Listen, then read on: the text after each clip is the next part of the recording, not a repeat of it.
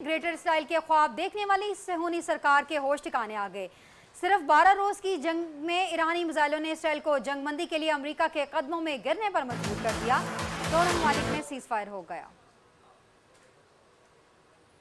آپ کو بتائیں کہ گریٹر اسرائیل کے خواب دیکھنے والی صہیونی سرکار کے ہوش ٹھکانے آ گئے۔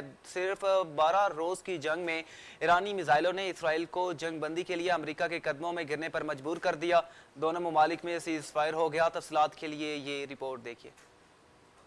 گھٹنوں کے بل آ گیا۔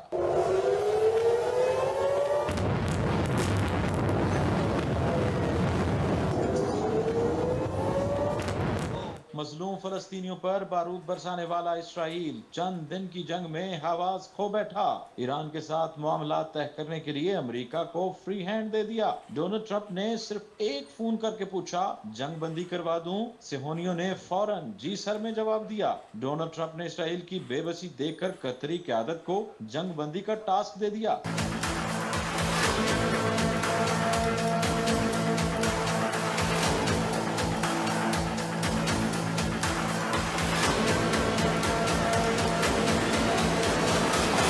امریکی میڈیا کے مطابق سیز فائر میں امیر قطر نے اہم کردار ادا کیا۔ قطری وزیر اعظم شیخ محمد بن عبد الرحمن الثانی نے اس معاہدے کو طے کروانے میں براہ راست مداخلت کی۔ خبر ایجنسی کے مطابق قطر نے اس وقت ثالثی کا کردار ادا کیا جب امریکہ کی جانب سے جنگ بندی کی تجویز ایران تک پہنچانے کی کوشش کی جا رہی تھی۔ قطری وزیر اعظم نے ایرانی حکام سے ٹیلی فونک رابطہ کیا۔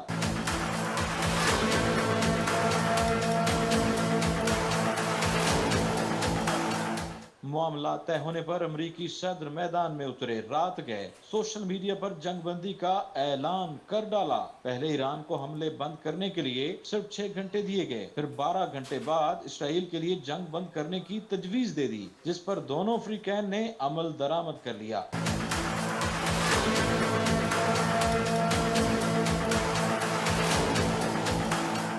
جنگ بندی سے قبل چند آخری لمحات میں ایران نے جنوبی اسرائیل پر میزائل داغ دیے۔ اس حملے میں 4 صہیونی مارے گئے جبکہ 2 درجن کے قریب زخمی ہوئے۔ معاملات بگڑتے دیکھ کر صدر ٹرمپ کو پھر سے چھڑی اٹھانا پڑی۔ بولے ایران اور اسرائیل کے درمیان جنگ بندی نافذ ہو چکی ہے، اس کی خلاف ورزی نہ کریں۔